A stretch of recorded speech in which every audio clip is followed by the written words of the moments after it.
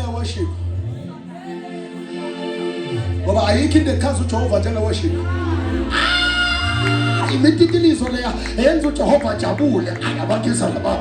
Ngithi mina uJehova uvela ajabule mawumdumisa njalo. Wahlabelela umnyathi umjumise njalo nasenhluphekweni. Yazi mina into engifuna kuwe ukuthi understand ukuthi thina nawe sezela kulomhlaba ukuyophakamisa yena.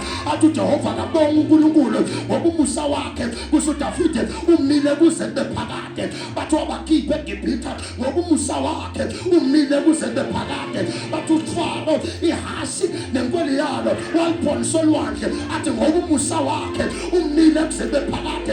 Amemezela uDavide kuPsalms 150 athi phumani namasimbanza niphumelana igubha bese ngiyadumisa uJehova wahlele esitalweni sobukhosi. Athi kuPsalms 100 phumani nendumiso nivuleke ngeThanksgiving nisondele kuye nimbonge ongabonwa ngehlo lenyama akabonge uJehova. That's what we're looking for. Praise us of the living God. Lift us of the name of the Lord. Lift us of the banner of heaven. Manje baphamisa uJehova baba. Isimo sivuma nanoma singavuma. Ma-customer khona, ma-customer ngekho. But I will praise the Lord. I praise the Lord. The excitement of new experiences will fade. But the heart that seeks after the Father will never fade. Ngithi ngiyongithola manje ngifuna ngenhliziyo yami yonke. Jeremiah 29 verse number 13. Ngithi ngiyongithola net manje ngifuna ngenhliziyo yami yonke. Heart that seeks after the Lord will never fail. Ube nenhliziyo nje emlangazelelayo. Athi uDavide njengendluzela yomela amanzi kanjalo nomphefumulo wami womele wena Thixo. Umfuna uJehova seek ye the kingdom of God. Matthew 6:33 and all it shall be added over. Masifuna ubuso bakhe sizombona ubaba. Masifuna ubuso bakhe sizobona ubuso. That's God. The word now interprets joy as freedom from problems. Emhlabeni bathi ngijabulile ngoba nginenkinga. Mina ngandaba nenkinga. Ngathi ngijabula kakhulu futhi mayikhona. Ngoba it reminds me of who I am. Abangizela abantu. Okunye ebesikuphethe besingeke sikwazi ukuthi okwani until kuze kuvele inkinga edinga kona. Okunye besikuphethe ngesandla, okunye bekusemqondweni, okunye bekusenhlizweni. Ngiyizwa mos. Okunye sakufunda, sasibuza ukuthi lento ngiyifundela ukuthi kube njani. But right now because there is a problem. Sengiyayibona lento engayifunda lapha yokulungisa la. Lokho engakufunda lapha kwala. Lokho engakuthatha la kwala. Some meetings waya kuwo wangazi ukuthi ngiyofunani. Ashumana uprofeta uzongathi awumuzwa kodwa ulalele phinde ubhale. Ngemva kwesikhathi sekuhamba kuma 3 years uthi hayi man lento le iyamesha man nalesimo lesa. uJehova bekanginikeza kona so that makufika 3 years later ngibe ngine message nama notes. Ngiyama notes wamanje ngiyayi double check lento ngiyayi tune sengiyazi ngiyowenza njani. That is why awuze esontweni ngoba bashumayela ngetopic oyithandayo. Uze esontweni nanoma le topic ungayi-understand. Could not help us.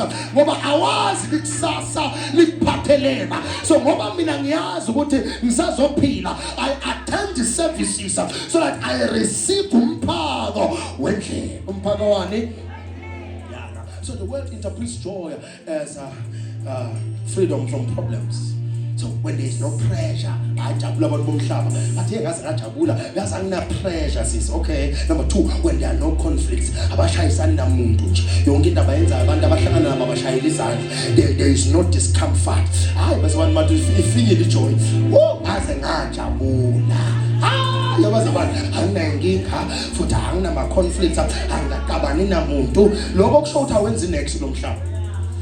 When you don't have problems and there are no conflicts over your life and there's no discomfort, short when's in next. If you are a mover and a shaker and a builder in this life, nekwenzeke kuthiwa uqabana namuntu. Bantu baphambana nawe ngoba kunento yakhayo engiphambanisa iphambana nalezinto abazenzayo. Abanye balwa nawe hayi ngoba uyabheda. Lento ivezayo iqiniso elihlasela amanga wabo. Iwukukhanya okubaphazamisa kumnyamela ebeba enjoy ukuhlala kubo. Iqiniso lento futhi inhlakanipho ebavusa kulobula babo. I-alarm, i-prompting ebenza babone kangcono ngoba abantu mabazi ukuthi ukhona ovula abantu amehlo ongaboni kuleyo ndawo kusho ukuthi akafuni ukubona, akaboni by choice not by default. Khona abantu abazikhethelayo kuba yimpumputhe, but abantu abavula amehlo bakhona. Khona abantu abakhethayo ukugula, abantu abaphilisayo bekhona. But I stand as a prophet. uJehova kasize, uJehova kasibekele, singalahlekelana, sibambane in the name of. So the joy now, but even when there are problems, I will praise God. Conflicts, Baba, I praise God. Yeah, talking about being destabilized by men, I will praise God. Under attack, I praise God. Mina into ngiyekisa ukudumisa uJehova ngoba samdumisa basikhombela nesibhamu beyinde into engeza kamoya ingavele enyameni in the name of. That's God. In biblical reality now, a man will only carry joy even when it comes to storms. Even when he is encountering what? Storms. In the middle of storms, they are expected to carry joy. Bring your joy. Take your joy along. Ushelani intokozo yakhe mva ngoba sekune storm umuntu akasakhulumiseki so hleza kwatile asibembatha ubuso besimo simbatha injabulo nentokozo esimele ngoba siyamazi esingene naye kuleso simo ya akawucisha umlilo kodwa ukhona emlilweni uphakade emlilweni umlilo wona uba khona kubeka uvutha futhi kodwa amalanga bangeke asenze next ngoba uJehova ungaphakade emlilweni likhona kodwa nganza kwethu at least siyezwana kuleyo ndawo.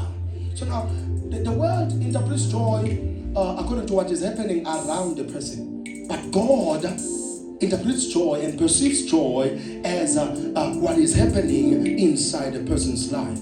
Izulu libuka lento enzeka ngaphakathi kumuntu li-interprete as injabulo. So umuntu yasimana umoya wakhe angekho right, umuntu uyahleka umqanuna but ahleki, but ngaphakathi uyalimala but aqhubeka ahleke because uyesaba. Like I said yesterday, abanye they are not acting because of goodness. They are acting because of fear of rejection. Besaba ukuthi babangahleki nawe uzoba rejecta. Nikona watanganza kwe. So now, joy of the world or the joy of the world is fragile, it is temporal and it is shallow. But the joy of the Lord is stable, enduring, and it is rooted in the presence of God.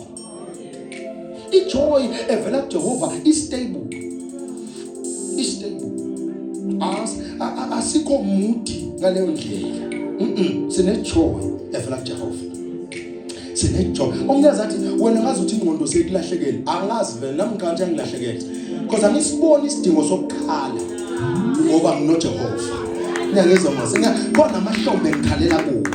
So kune possibility leyo ukuthi ungaze uhambe emhlabeni ungangiboni ngikhala inyembezi ngoba angifuni ukukhala phambi kwakho. Uyoze uthi bangabe ukukhala umfundisi bengingibani mina. So mangabe lenkinga leyikhalisa umfundisa bengiba mangikhala phambi kwakho Nicholas kufuna kube ngikhaliswa ukuthi ngikhaliswa indumiso ngikhaliswa ipresence kaJehova ningakhaliswa ipresence yenkinga likona. Let's go. So now let's continue. So joy in scripture is not what we call childish excitement, childish or laughter that comes with comfort. No. Joy is a spiritual force that flows when you are aligned with God. Spiritual force that flows when you are aligned with God. Bangabisana noNkulunkulu ngabisana noNkulunkulu ngimunye noJehova kunendumiso ephakama ngaphakathi kwami kunentokozo ephakama ngaphakathi kwami ukudla kungekho endlini but babona uSmile ujabule umholo wakho yazi ukuthi kunabantu abathi bahola ubuphela lokho same day kodwa baqhubeka bahleka baqhubeka baphila ufile awufanga so uyaphila namhlanje. But uthi uhola ube ufumele ukuthi uyomashonisa ukuze uvale ikoloti ngoba lo muholo wakho awusi enough akaze unkulunkulu nobani na but still you manage to laugh, still you manage to rejoice. Yini lekwenza ukuthi urejoice ukuthi uNkulunkulu uyakha lenjabulo ayakhe la ngaphakathi kwabane kwakho. It is a condition of the spirit where a man is anchored in God so deeply that circumstances cannot stop the overflow of joy inside of him. They can never be overwhelmed. They are still stable. umntwana thukile, umntwana saba, umntwana angasazi ukuthi kumele enzeni. Uqhubeka kahleke, aqhubeka afunde. Nangabe uyashumela aqhubeka ashumayele. Ayikho lento ukuthi angizizwa kahle namhlanje ngiyayeka mina. Ngengikho ukushumela benimhlelile kodwa angizizwa kahle. Ngizathi baba umsebenzi wami ngiyawenza mina. Ukuthi angizizwa kahle kodwa umsebenzi wami what if into ezongiphilisa within and within lo msebenzi wami mangathi ngiyenza nje ngisawenza khona into ezongithinta yasezulwini isuse lento. Ubaba bekafuna ngivele lapha njengoba basho mama by faith bese ususa lento engihlupha. Sisebenza ameva akhona but isebenze akusenze njani. That's God. The world celebrates happiness because it is something good has happened. But mina nawe we celebrate joy because of God's presence.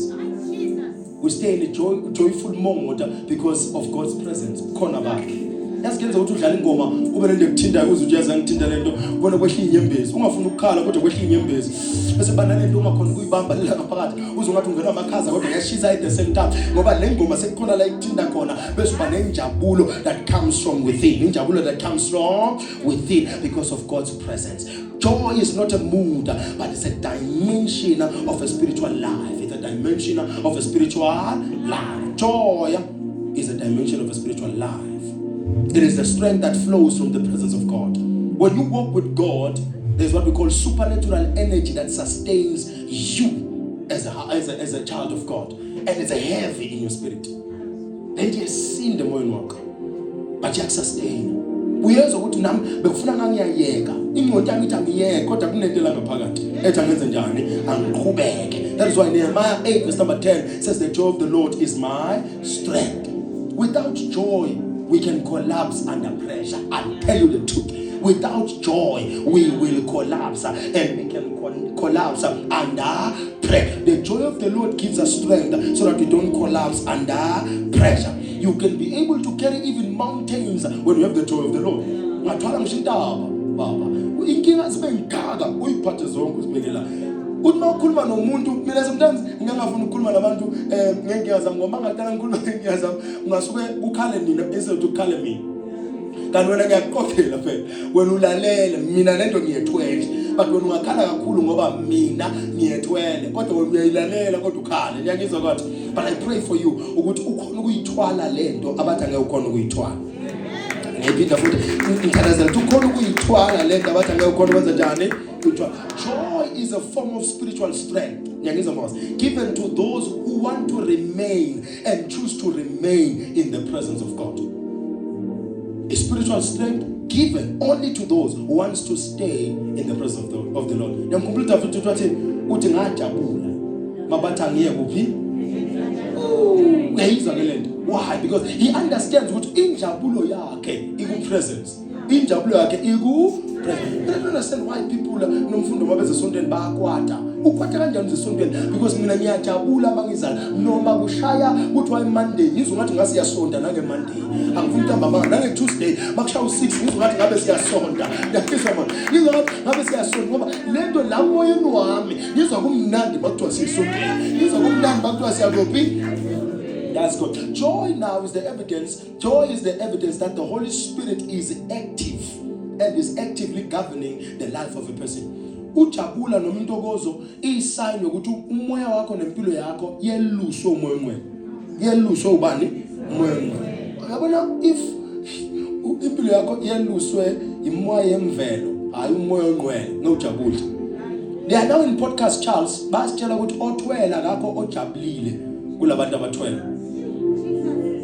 Onubona bagibela imoto ezinkulu bahlala endlini ezinkulu bathi bonke abajabulanga bonke abathwala. They are in podcast right now bayakhuluma bayakhala because bethwala. Inyanga ziyakhuluma. They are out there ziyakhuluma lento ngayilanda iyangihlupha iyangihlula sengeke bafundisa abaningi abayisuse abafuna ukuyisusa futhi abakhona ukuyisusa kodwa iyangihlupha lento. Yazi ukuthi injabulo itholakala Jehova. Yazi injabulo itholakala kubani? Itholakala Jehova. Ngawo ngithwasa mina ngawo ngithwale mina. Ngoba laba phela indlela siyibona kwabaphambili. If laba abaphambili bakhala uyaphi ke wena? Uyabezwa kwabona benza njani? Now ufuna ukuyongena. Hayi kodwa ningayi. Khona phela ufuna sibatshele ngoJesu phela. So abanye ufuna bawuthwala vele. Yeah. Sizotshela ubani mangase bazokuthiwa sonke sisindisiwe. Abanye ufuna balahleke. Siyobalanda. Joy is not manufactured now by personality or circumstances. It is produced by the Spirit of God in your life. Injabulo yakho isimo sakho.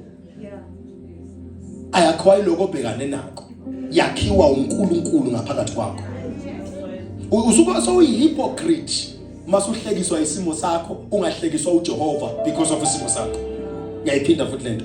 You see now, the reason ngifundisa lento la ngifuna understand. Mawungibona nje angiyiforce le njabulo when I'm going through a lot. Ivela kuJehova. Ivela kubani? Angithi kwamina lokhu siyokwenza angiyiforce lento leyo. Le courage angiyiforce yakho ubani? Angicabangi lento uthi hayi phela lana ngumfundisi and I'm a leader ufuna ngivele ungathi ngistrong. No, God has to confirm. Ngiyangizwa mos uJehova ngaphakathi kwamathi ayiqina uma ispeed ngoba le ndawo ngunikile ile yakho angaze asho kanjalo. I will tell you we are going to do this. Ngiyangizwa mos why ngoba ngiyezwa ukuthi uJehova sowenze njani sowushilo ukuthi kuzowenzeka and unami. So angijabuli ngoba uthi uprofeti sijabule noma sehlela inhlobo yezinkinga. The joy yakhiwa ubani uNkulunkulu ngaphakathi kwakhe. So kimi ngithi dala kimi inkosi injabulo nanoma abantu bengijikela. Dala kimi inkosi injabulo nanoma isimo singavumi. Dala kimi inkosi injabulo nanoma imali ingangeni kodwa dala kimi ini injabulo. Dala kimi ini injabulo. That's good. Galatians 5 verse number 22 says that joy is the fruit of the Spirit. Joy is the fruit of the Spirit. One day I will teach you about the fruits, but right now ngiyafundisa nje but ngizonifundisa collectively. Now we start one by one. Ububuka nale ndlela abazi introduce le fruit abayi-introduce ngayo bathi love, base bathini bathi joy, base bathini bathi peace. Bebangasuthi mababhala so. Yangizwa mos. Bebangajabuli futhi mababhala so. They were guided by the Spirit of the Lord. Because there will never be any kind of joy without the love of the Father. And that love there is the Greek word agape, love, the unconditional love of God. And that peace there is the peace that comes from God. So sizofundisa ngokuthula kodwa namhlanje senjabule. So labantu okulandelana kwakhona lindo, lokulandelana kwakhona kuyihle, lento iflowa kanjani. Ngeke ukhule enjoy uthando ungenalo. So lento iqala ngothando bese kuza ukuthula bese kuza ini intokozo. Ngiyangizwa kodwa bese kuza ini that's God. So now impilo yakho inephunga elimnandi. Le phunga elimnandi lenjabulo liyiproof yokuthi umoya ongcwele uyasebenza ngaphakathi kwakho. Not tongues, not discernment, but the phunga elimnandi lenjabulo liyiproof yokuthi umoya ongcwele uyasebenza ngaphakathi kwakho. I'm telling you, people have been judging themselves because they are not speaking in tongues. Ngiyangizwa mos? Because they are not speaking in tongues. So as judge uthi mina ngoba ngikhuluma ngama tongues shothi umoya ongcwele kungaphakathi kwami kanti uNkulunkulu usakha le njabulo yakhe. Look, my tongues ngenza kwethu akhiwa uJehova, enziwa uJehova, adesignwa uJehova, siwanikwa ubani? Awuzakhela wena. Awuzikhulumela wena. And I will always say this, Nicholas, my tongues akusi ukuthi mawakhuluma kufuna ukhulume njengoprophet. Ngiyayiphinda leyo nto. So people try to think when they are speaking in tongues, they have to speak in tongues for an hour. Ngiyangizwa mos? If the Holy Spirit allows that, that's okay. If the Holy Spirit has given you that ability, that's okay. If the enabler is the Holy Spirit, that's okay. But if pride, spiritual recognition, and praise are the anchors of you doing that, there is a problem there. So you can speak in tongues for 1 second, 2 minutes, 1 minute. Speak. Those tongues can be more powerful than tongues of a person or khulume 8 hours, because lawa owakhulumile wena avela kuJehova. Lawa yena awakhulumayo uwalaleleka yushuphi wase uyawafaka. So anamandla ama-tongues yilawa avela kubani? KuJehova. Lawa angenamandla yilawa owakopele abanye abantu. Wase uyahlanganisa bo-Rikapa, Rakari, Rabashaba, Rabasha. Wase uyabahlanganisa. Ngako noma sikhulume ngama-tongues masigula asiphili. Why singaphili? It's because vele we are not speaking from the throne room of God. We are speaking from the throne room of our mind. Whereas the Bible says when we speak in tongues, ingqondo ayisebenzi, kusebenza umoya. Lama tongues awaveli la, labo abaveli kuphi la, bavela kumoya. You see, I can't lie to you. There are people when they speak in tongues, you wish you could just take the microphone and allow them to speak in their nonsense gibberish tongues beyond and outside of the sphere of the PA system, because lenda bayikhuluma ivory Jehovah. Real tongues change the atmosphere. I said again, real tongues change the what? It may not change the atmosphere of the whole service, but where the person is standing, the atmosphere changes. Even their personality changes. Even their persona changes. Because they are speaking in tongues and they are in the throne room of God. The Bible says when you are speaking in tongues, you are speaking mysteries direct to God. You can't speak mysteries direct to the throne room of God. Ungabonakali, ungezwakali ngapha. Funa umuntu ohleli lapha when you are speaking in tongues ula ezo ukuthi kunento evela ngapha.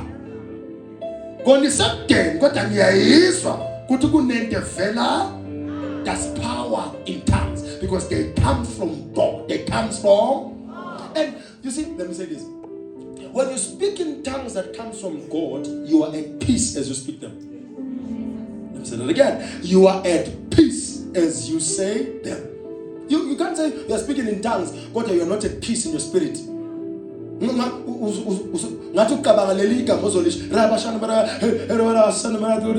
uyazi ukuthi ngathi ucabanga leli azolisho manje ngaseliphelile baba ngisiyabonga kangara magama siyabonga uyazi ukuthi lo muntu ngathi usahlanganisa amanye. Allow the Holy Spirit to lead you there.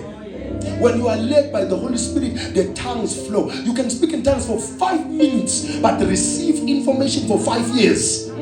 Because you have traveled in the level of the Spirit. You have entered in the where time makes no sense. Because you are in the level of eternity now. In eternity, there is no other day. There's only today in eternity. So let's move at the same time.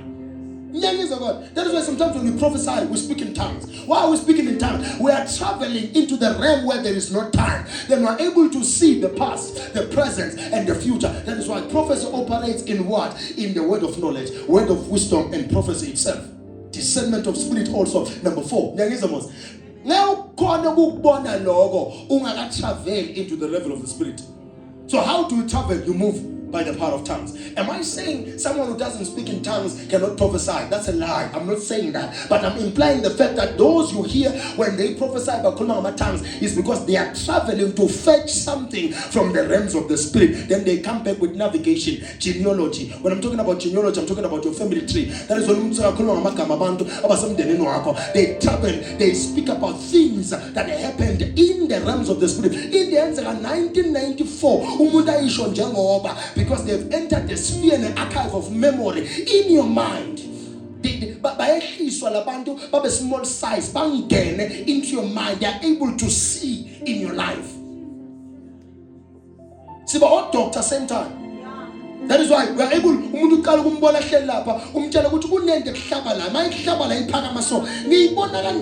Charles. I have traveled into the realms of the spirit where sicknesses have sources.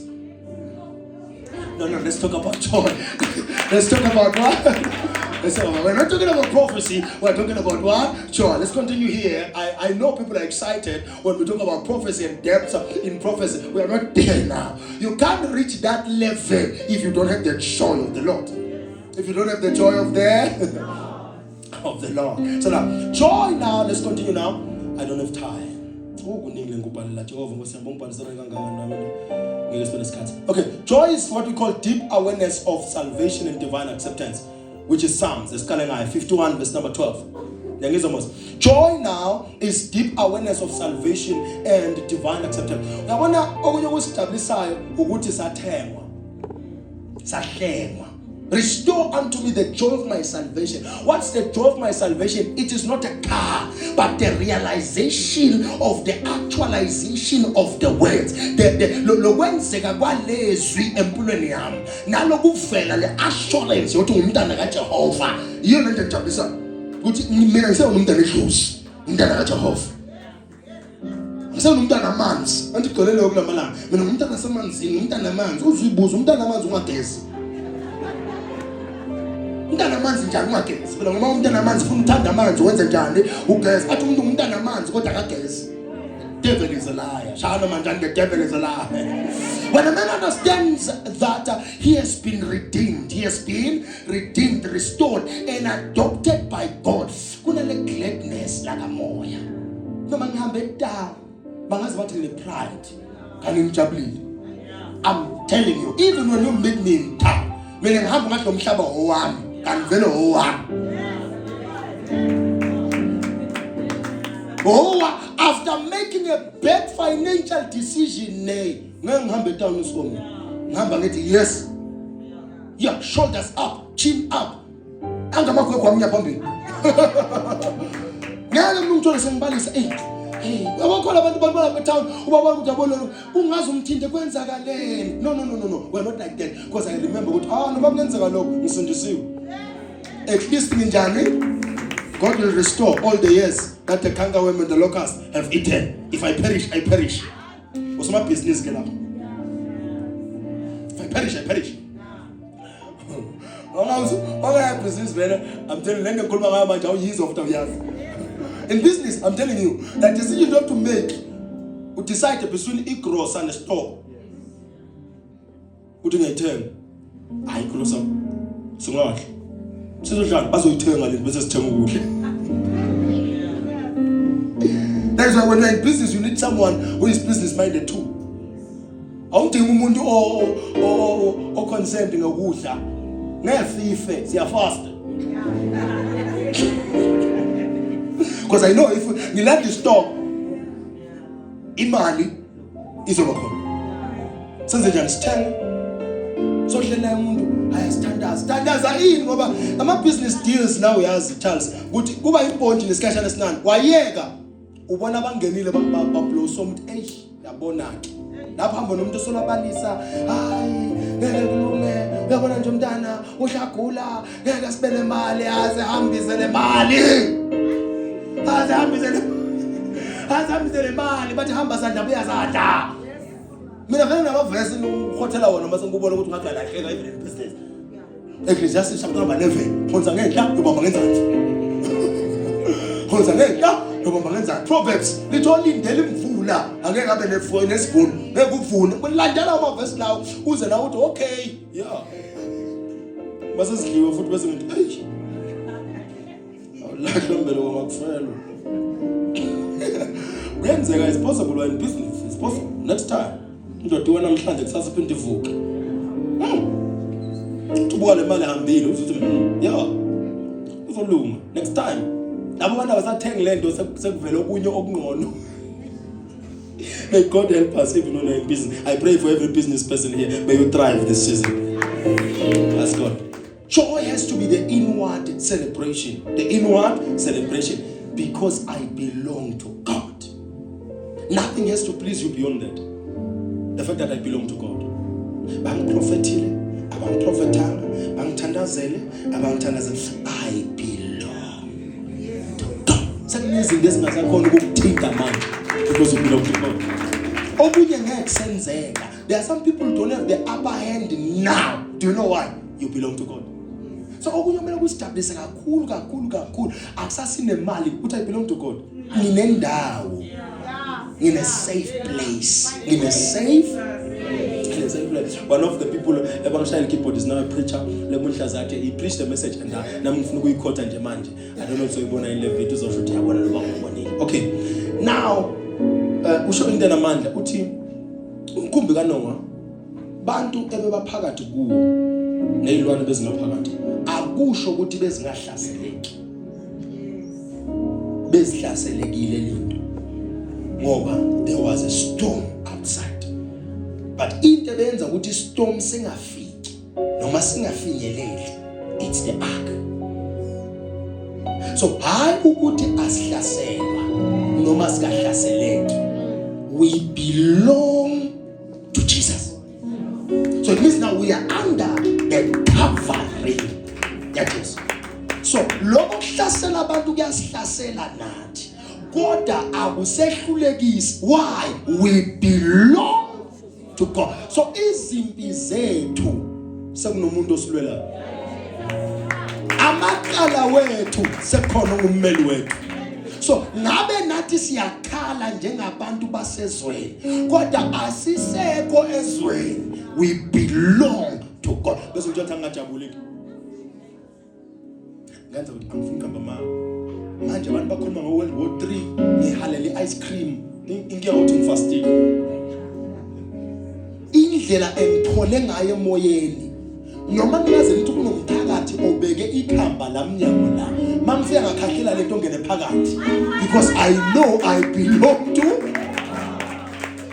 Noma ningaze ngithola umkhonto ngizomuzwa uhlathwe phansi ufakwe nesithombe sami, mina ngeke ngubambe nangeharafu ngobamba ngesandla, because now I know I belong to.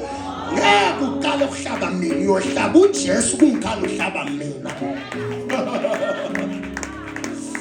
I love myself.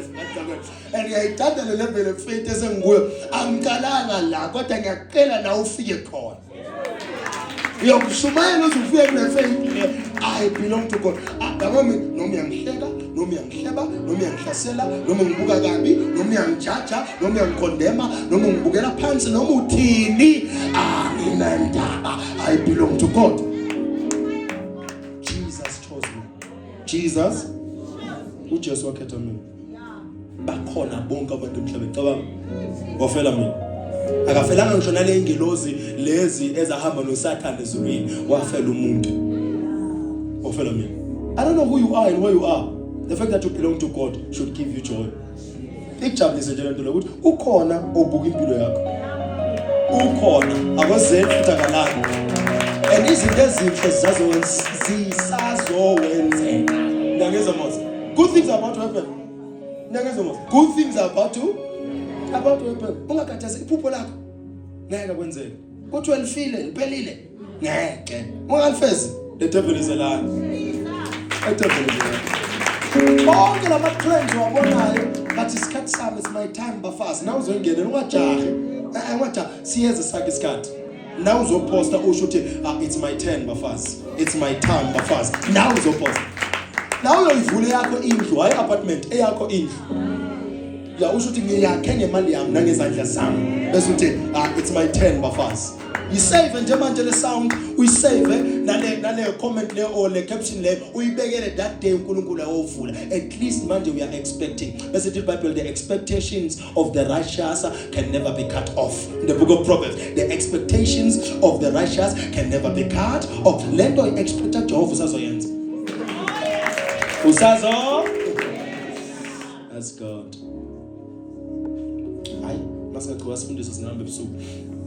May God bless you and give you joy this season. All I'm praying for is the joy of the Lord. All I'm praying for is the joy of the Lord. I'll always tell you this. Every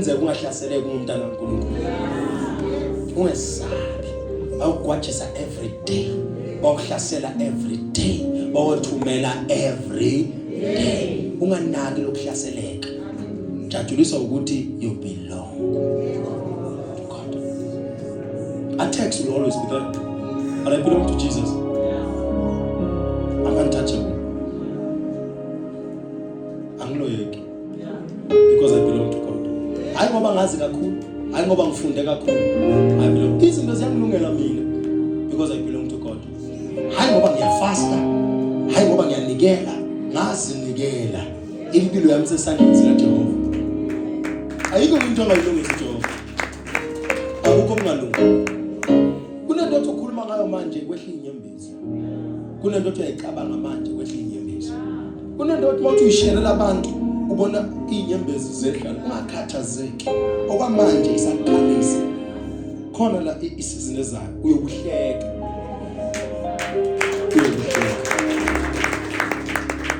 ngithanda ukubekisa nami every time I had seasons where I was crying lying down on the mountain. I would even sleep on the mountain. Change my story, Jesus. Change my life. Kani mina ngonebali lesona singathetheleki. Khali inyembezi bakwazi ukuthandaza ukukhala uzulala. Ya, thandaza ukhale uzulala kuphela amagama hlabelele uzulala. Ulale la uthandaza khona. Nigga used to have a dog. Manje ngisena indlu inja ngoba zangahlala zilongweni. Ngami bese ngivuswa inja yami. Seyikhonkothi izinto eziduzana. Oh, senilele ithi ngibheke isikhathi bo4 ekseni. But into engikhaza kakhulu ukuthi ngisasandleni sakhe. A few years later bongisendela ama certificates. A few years later bongisendela ukuthi manje mfundisi sengiphethe ilearners ungasekudala ngegrill ngiyoba busy ngelicense yami. First time uza la we prophesied sakutshela ukuthi kuzolunga, but there was a time where I felt like, you know what, let me give up. Let me ngathi ayisebenzi ngakutshela ngathi bambelela something is coming. A few years later 2026 there is a certificate with your name now, with your ID number. Now nomuhleli manje abanye nabakhuluma so uyasho bathi lethana ama certificate now so ngasiveze sakho. But a few years ago lento bongayibona ukuthi possible, bongayibona ukuthi ngenze, kodwa manje so yibona ukuthi hayibo nangihamba noJehova phela manje so nento iphethe ngesandla. Makusenzeka lokho kubuhlungu you think okuhle ngekwenzeke. But my grandmother would say if uphethwe istress manje and sikudla ngalendlela esikudla ngayo ngiyabazwela abawo baduzane nawe mawujabulile. Abangizwa nala benkulumo manje nangambeza ithi mina yabona stress ukuthi sikudla njani manje siyakhalisa sikwenza ungalali nenjabulo yokwenza njalo.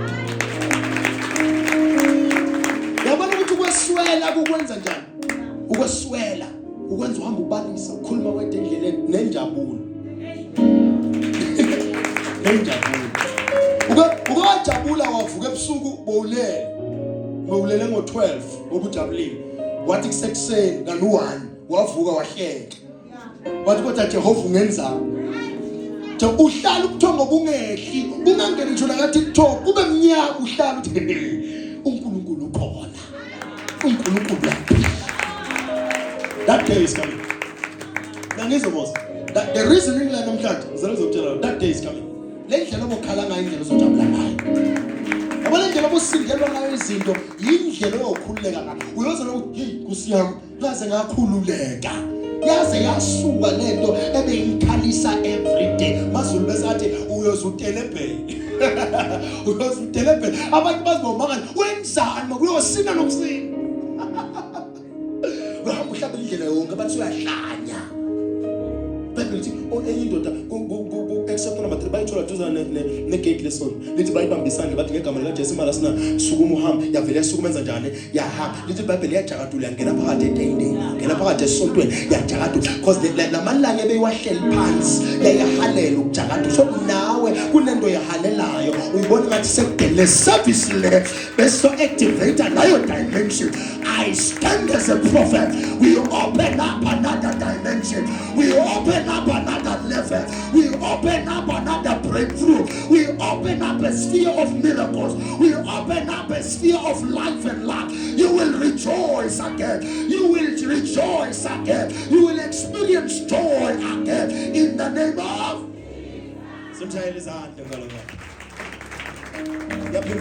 Sasa silwa nabathakathi. Sasa silwa nabathakathi. Bamunula kunezandla zakho ukuthi